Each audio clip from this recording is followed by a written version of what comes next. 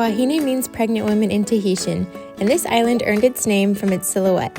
Come for culture, natural beauty, and ocean adventures. These are the things you won't want to miss on this island. Go on a lagoon tour. While researching my guidebook to French Polynesia, I went on tens of lagoon tours.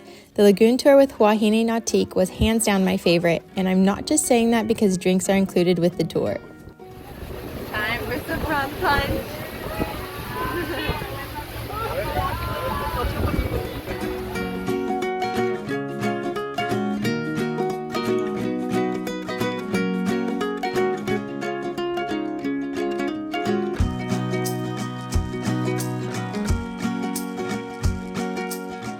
Our first stop, snorkeling with blacktip reef sharks who live in the shallow waters just off of Huahine's main town. I recommend bringing your own snorkeling gear, that way you don't have to worry about fins that don't fit or masks that leak. There's nothing worse than jumping in the water and being distracted by poor fitting gear rather than taking in all the wildlife below.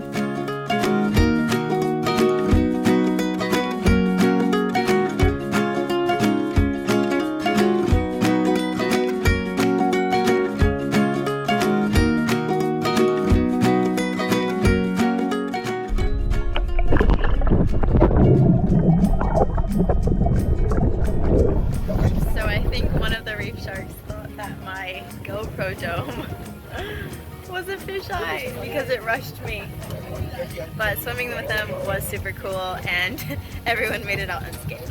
After 2 snorkel sessions, it's time for some lunch on a private island. After our snorkel, we worked up quite the appetite and went to a tiny island called a Motu for lunch.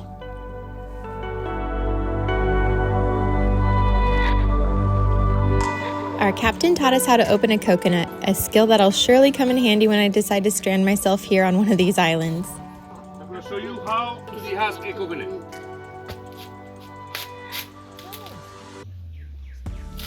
Alors.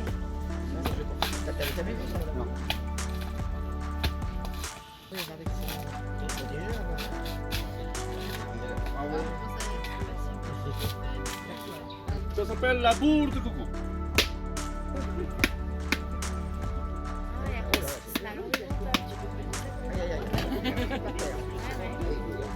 Voilà.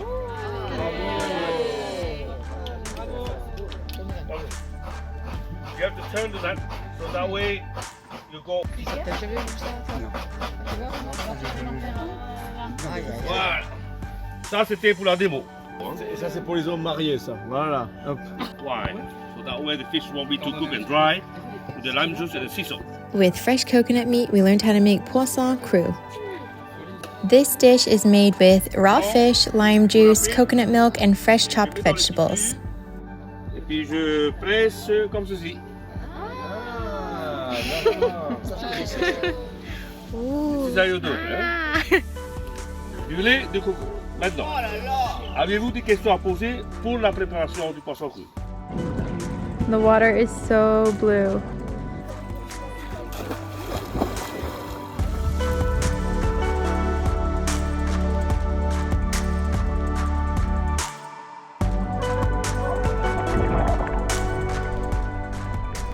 Of course, it's important to look good while we're on the island, so our lovely guide taught us how to tie a pareo.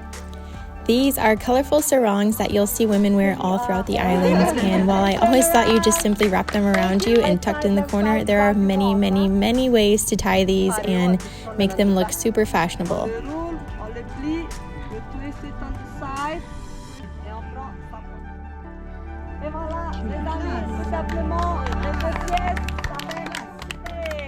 It's time to leave. We don't want to. After lunch, more snorkeling. This time we swam at a coral garden with shallow coral bommies and reef fish.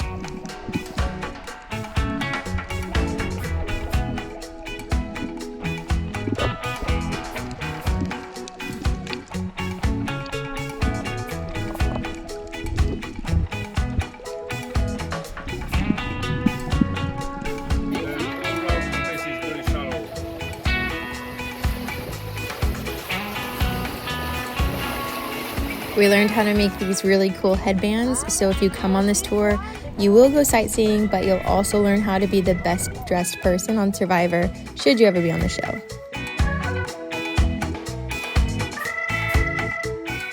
The very first time, several years ago, the very first bridge was wooden and lower. That's why you can see the block of cement here. That used to be one of the support of the wooden bridge during that time, around 1963. And in 1971, the airfield of Huahine was open for the domestic flights. So that means several years after 1971, there was seacraft. And that was used only for the emergency. Then 1974, this bridge, cement bridge was built, And this is actually the largest bridge of the whole country. Wow. It's only 360 feet long. Our tour ended just as every tour should end, which is with a cold drink and some fun music and party vibes happening on board.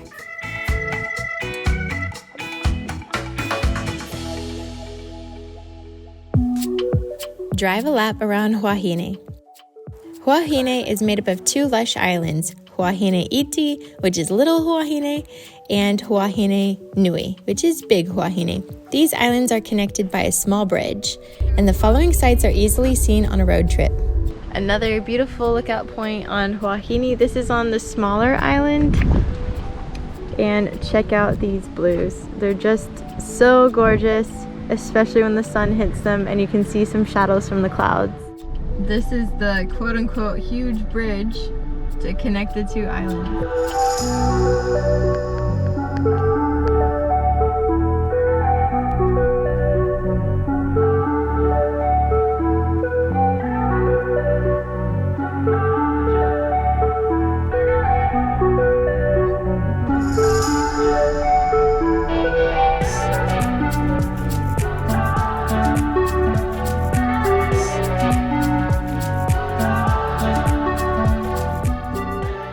Visit Huahine's ancient archaeological sites.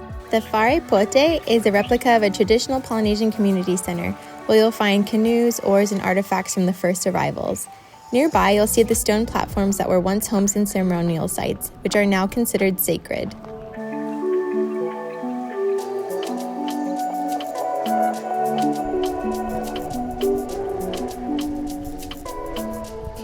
We are here at the second marae on Huahine, which you can see here. Meva Village was once a settlement for noble families, and while many of these structures belonging to Polynesian royals are long gone, there are still remnants of the past there today. These are the fish traps of Huahine. So what happens is the fish swim down through this river. They get caught in this entrance point, and the current is pushing them downriver, so they get stuck and swim up through the trap in either direction and can't escape. Another beautiful beach. If you drive west a few minutes down the road, you'll find another marae. This one was built to honor the Polynesian god of seafaring. If I was a goddess, I would definitely live here. Snorkel at the old Sofitel resort. This is the abandoned Sofitel resort. It started to develop but never took off for one reason or another, with a little Motu out in front. We're about to go snorkeling in the coral gardens. If you've packed your snorkeling gear like I've recommended, then stop at the closed down Sofitel resort and go for a snorkel from this craggy coral beach. In the water, you won't find the best coral ever, but it's a nice place to stop and break up the day.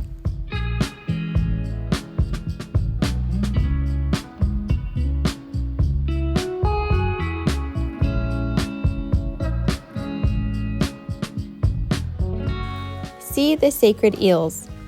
In a shallow stream off of Faye, you'll find a family of sacred blue-eyed eels. These eels can grow up to 2 meters in length and are thought to symbolize abundance and health. Some tours stop here to feed the eels boiled eggs, and it's actually pretty surprising to see how high they can jump. Now, time for some sunset Drinks and dinner at the yacht club. Go to the yacht club at sunset. The main town of Fare is really cute, with little food trucks, a distillery, small shops, and a handful of cozy pensions, which are basically French Polynesian homestays. But the best place at sunset to be is the yacht club. We're at the Huahine Yacht Club, which is one of the most beautiful yacht clubs ever. It's a super nice vibe. All these sailboats come in and just hang out here. You can see the woman of Huahine, her face, her breasts, her belly, or her knee, depending on who you ask, and Hannah. And I'm Martais. It's so hard to distill Huahine into a simple YouTube video because the vibe there is so laid back and welcoming. Everyone you meet just seems to be really relaxed, really kind, to the point where Hannah and I spent a lot of time talking to our car rental person rather than actually driving around the island, and our pension hosts were super sweet to us as well. If I had to put Huahine on a list, I would probably put it in the top 3 islands of French Polynesia that I love and certainly surprised me. If you're planning a trip elsewhere through the islands, check out my other videos. I've detailed every single tip I have for French Polynesia, including Huahine, in my guidebook, linked in the description below.